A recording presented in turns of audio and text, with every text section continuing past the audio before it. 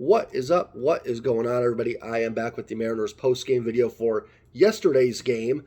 Before I get started, as I say before every video, if you're enjoying these, please consider hitting the subscribe button. The like button helps me out a lot too. Just pushes these videos out to more people to help me get more views and help grow my channel. Thank you to everybody that's already subbed and has thumbs up my videos in the past.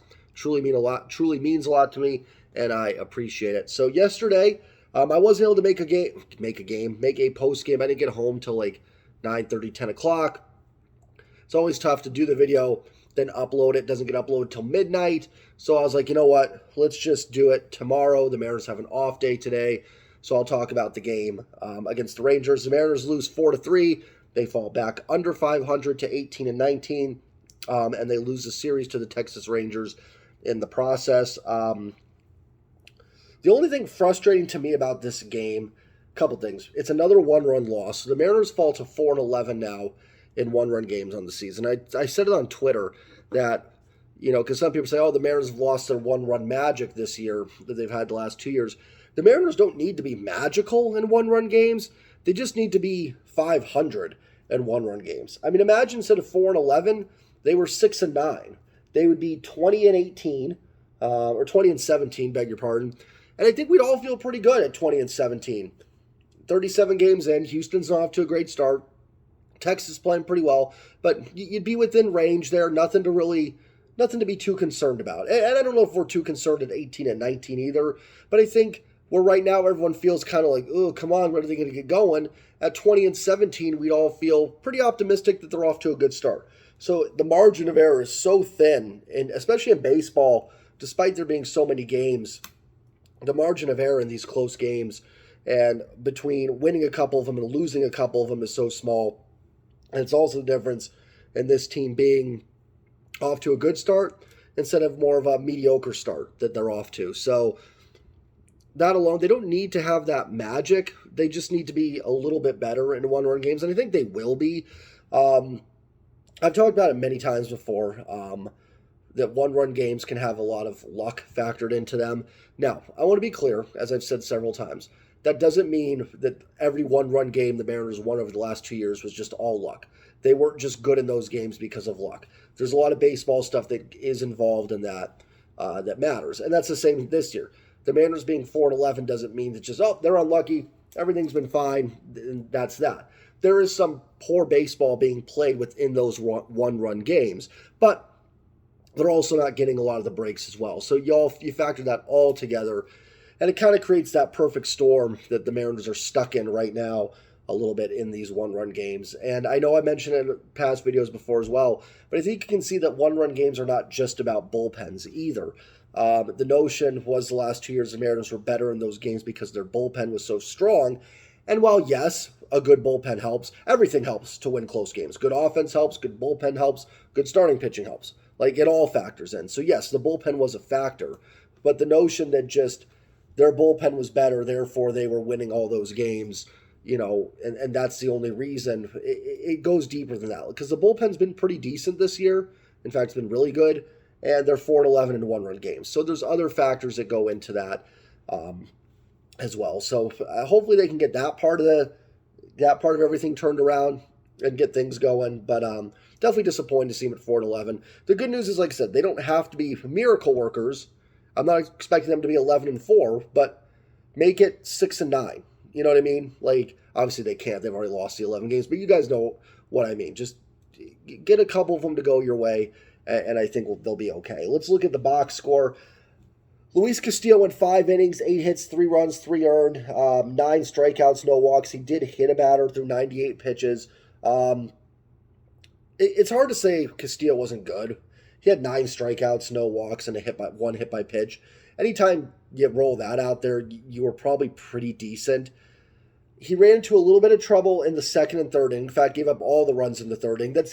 It kind of seems to be what's happened to Castillo really the last few starts, where he has not been bad by any means, but he hasn't been nearly as dominant, going back to the St. Louis start, the Toronto start, the Astros start, and then this one, where he's been more solid. He seems to have that one inning that kind of gets him, and it was the third inning yesterday. He also ended up throwing a lot of pitches in the second inning, too. And in that third inning, the Rangers were fouling off a lot of pitches. They ended up loading the bases in the second. I think there was an infield hit in there, along with a lot of foul balls, and I think a hit by pitch.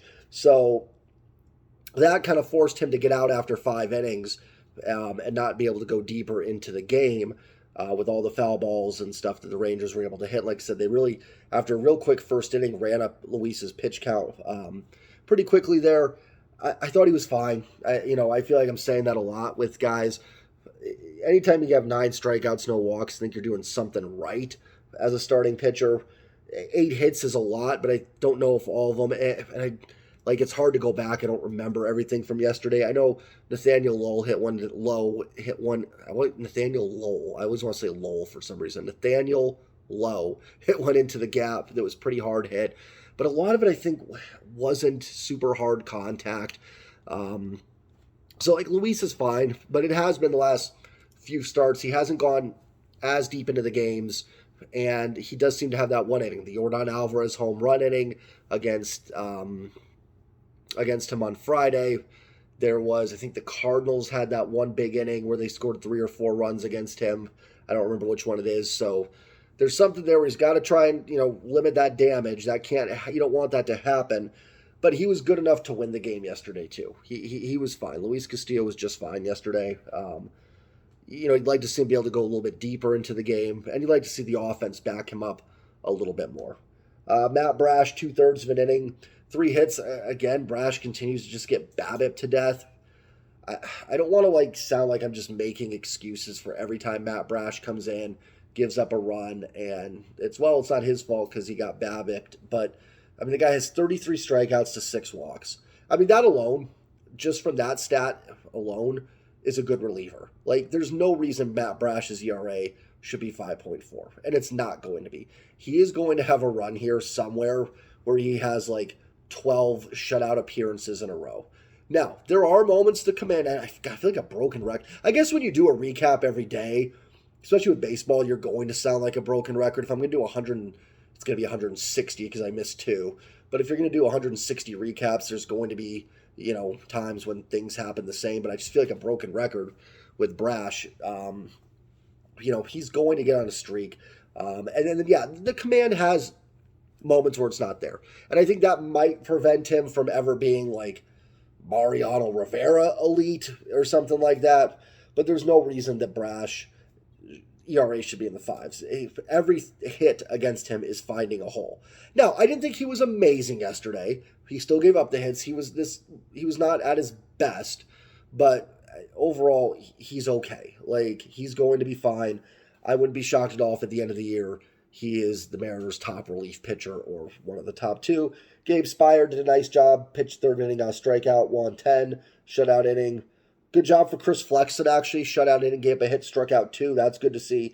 And then Paul Sewald worked a scoreless 9th. 4 runs, no walks, 14 strikeouts. That's pretty good pitching when it's all said and done. It was good enough to win a ball game. Mariners pitching has been phenomenal this year. Now, Texas leads the league in runs scored per game. Luckily, the Mariners are now going to be playing a team of Detroit Tigers that does struggle offensively. So hopefully a chance to maybe, for a guy like Brash, to get that ERA down a little bit. So the Mariners pitching should be able to thrive against Detroit. Now let's talk about the offense. Mariners scored 3 runs on 7 hits, 2 walks, 11 Ks. I think there was a hit by pitch. Let me see. Caballero was hit by the pitch in his one plate appearance. There were some good things. I think one of the most frustrating things for me about this game, I said early on, it wasn't anything too frustrating. I think the fact that the Mariners lost Luis Castillo versus Dane Dunning is a little frustrating. Now, Dunning's been pretty good so far this season for the Rangers. And again, he pitched well. 6 innings, 6 hits, 2 runs, 2 earned, 1 walk, 5 Ks. He was good. I'm not taking away, but at some point, the Mariners have got to hit some of these guys. They should have been able to get, especially when you consider they had 1 run through the first 2 hitters of this game. There's no reason they shouldn't be able to get 2, 3, or 4 off of Dane Dunning. There's no reason. The Mariners should be winning Luis Castillo starts against Dane Dunning. Part of that's on Castillo. He was not amazingly good yesterday. But in general, the offense has got to be, there's this little, like, I don't know if it's a fly or if it's a piece of dust floating around, but whatever. They've got to find a way to win those starts. This was a game. Texas offense is better than Seattle's, but on paper, probably a game the Mariners should have won. So that part of it's frustrating. Let's look at it. JP was 1 for 3, had an RBI. I think they said it was a double, but they changed it to a single and a walk. JP was fine. Julio moved down in the order. I talked about that a little bit on Monday. I don't think batting order matters all that much. I mean, obviously you don't want your worst hitters batting first and your best hitters batting ninth. But in general, and listen, I did say too, if it's going to help Julio and he thinks it can help, then do it. So JP leadoff makes sense with his on-base skills. I would do that. That makes sense. Ty Francis 1 for 4. I guess he didn't get an RBI. It was an error on the base hit in the first inning. Kelenic 2 for 4 with an RBI, including a triple, his first triple of the year. Really good to see. The power, and he actually just missed a home run in that at-bat too. It was not foul by a whole heck of a lot off of Burke. So good to see Kelenic, who the power hasn't quite been there as much. He hasn't homered since that game in Philly, but seeing some extra base hits still fall in is really good to see. So it's like I said, it's a shame that Julio isn't hitting because Kelenic is, and it's like the Mariners just can't have both at the same time. This is me appealing to Mariners fans that are suffering outside of last year. It's like we just can't have both of them, can we? We got Julio last year, takes off, Rookie of the Year, had some MVP votes. Then this year, maybe surprising, maybe not, Jared Kelenic looks like has broken out so far, and Julio is taking a step back so far. Nope, we can just not have both, can we? I mean, it's so frustrating. Eugenio Suarez over 3 with the walk. He's fighting it too. I think Julio is, in a way, taking the pressure off some of these guys because the focus has been on some of Julio's struggles. But Gino, he's fighting it. And that power just has not been there. And listen, a lot of these guys are streaky hitters, including Julio to an extent. But Gino just has not got anything going yet. And the power hasn't been there. Only 3 home runs so far. Hopefully he goes on a streak. I'd be lying, though, if I said I wasn't a little worried that Gino may be, I don't know. I don't want to say the word done, but, man, he looks bad sometimes. And I know he did last year, too. He has a lot of strikeouts. He's going to strike out. And I'm not mad at strikeouts. Like, strikeouts to me are outs, you know what I mean, for the most part. I know Gino's going to strike out. It's just, man, there's not a lot of hard contact and just some rough at-bats. Cal was 1 for 4. Cal's another one that he fighting it a little bit. Like, again, Cal can be streaky. And maybe this is some of the problem with having such a streaky lineup, but fighting it too. Speaking of fighting it, Teoscar Hernandez, my gosh, some of his at-bats. I mean, I'm getting on Gino. Teo's bats are worse.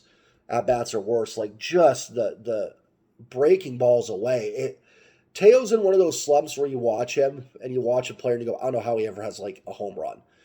It is so frustrating to watch right now. And honestly, and I'm not trying to jump ahead. Like, there's a lot of baseball left, but thank God the Mariners right now, as of right now, did not extend Teoscar Hernandez. Like, I think he'll get going. There's too much power. He's going to be better than this, no matter what. Even if he's not great, he'll be better than this. But, man alive, is he frustrating. Like, I tried to equate it to something that I remember from other Mariners players or something. I don't know. It's just so frustrating right now to watch Teoscar Hernandez. Hopefully he can, another one, streaky guy. Talk about Cal. In between there, Julio was 1 for 4. He had a base hit. He stung a ball in his first at-bat that I thought for sure was going to be a double down the line. I have a video on Julio. Go watch it. Talk about, is it fair to blame him? It is. Now, again, I'm saying that in regards to some people on Twitter and stuff that have made comments that it's like disgusting that Julio's been told that that people are saying it's Julio's fault with the struggles. Like, no, it's not. Julio's a Major League Baseball player. He can handle it. Now, again, if people are making personal attacks on Julio, that's wrong, and that's certainly not what I'm doing here. But for a baseball perspective, yeah, Julio's one of the reasons the Mariners have underperformed a bit so far. But he was okay yesterday. Had the hit. If that ball he scolded in the second or third inning or whatever it was gets down, he's 2 for 4 with a double and a single. We'd probably be okay with it. So keep hitting balls hard like that. They'll fall in. Not going to get on Julio too much.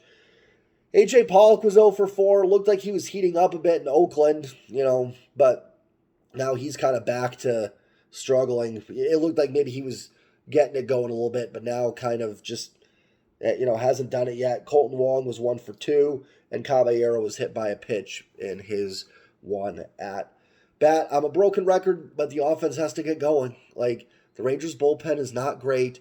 Dane Dunning's a guy that was bumped from the rotation. I mean, obviously the Rangers went out, got Evaldi, Odorizzi, who got hurt, Andrew Heaney, Jacob deGrom. So, yeah, I mean, I get it. But if Dunning was amazing, he still would have been able to stay in that rotation. They would have had to make all those moves.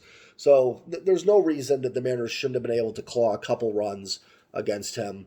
They clawed a run against the bullpen. Will Smith, who in my mind is a decent reliever. There's nothing wrong with Will Smith at all. But, I mean, he mowed down the Mariners like it was, I keep saying, like Edwin Diaz or something. Like, I mean, my gosh, just uncompetitive at bats.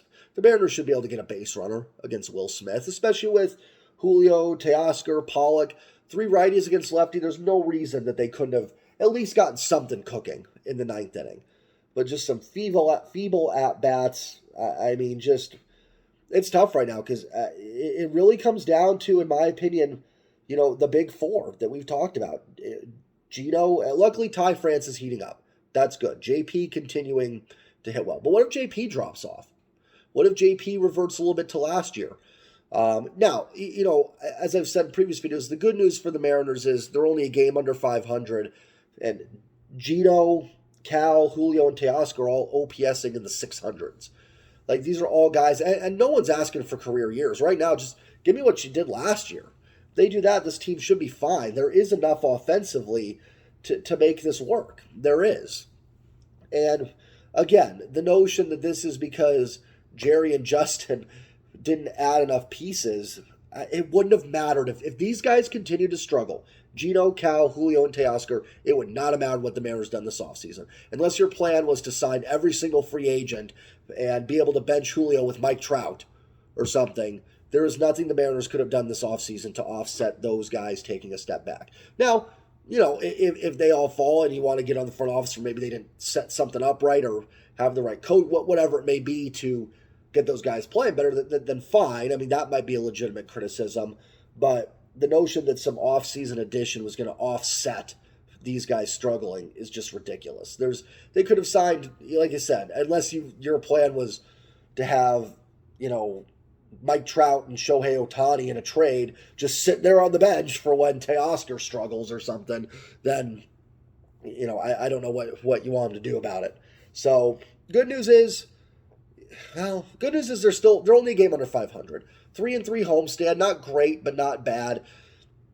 If you can hang around 500 even going into June, you should be okay. There's enough wiggle room there where, you can go 7-3 and boom. Even right now, Mariners have a 9-game road trip coming up. It's a tough one. Detroit's playing a little bit better. Atlanta's good. Boston's good. But if you can scrounge up a 6-3 road trip, you're sitting there at 24-22. And I think we'd all feel pretty good about that. Now, a lot easier said than done, for sure. But my point just being that if you can kind of hover where the Mariners are, they should be okay. The notion, again, from people going, well, they can't rely on a 14-game winning streak again. They don't need a 14-game winning streak right now. They don't. They need to just play solid baseball.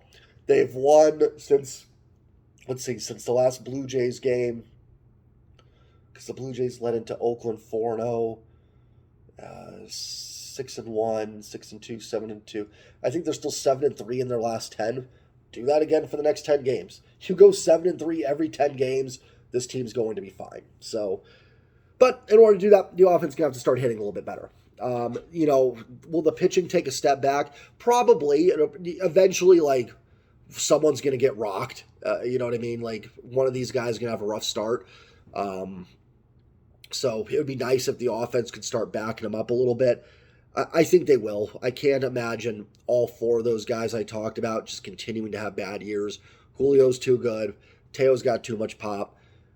I'd be lying if I wasn't a little worried about Geno. And I think Cal will start hitting better here as well. I think they're just streaky guys, and they're just in a rough streak right now. Hopefully a series in Detroit against a team that is playing decent, but certainly a little offensively challenged. Old friend Matthew Boyd will be on the mound for the Tigers on Friday.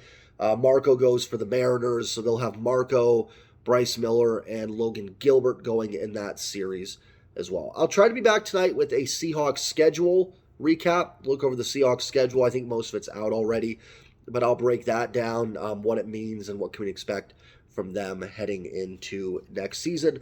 As far as the Mariners, I will see everybody tomorrow night for the Mariners post-game recap. Have a great night, everybody, or great afternoon, and as always, go Ebs. Peace.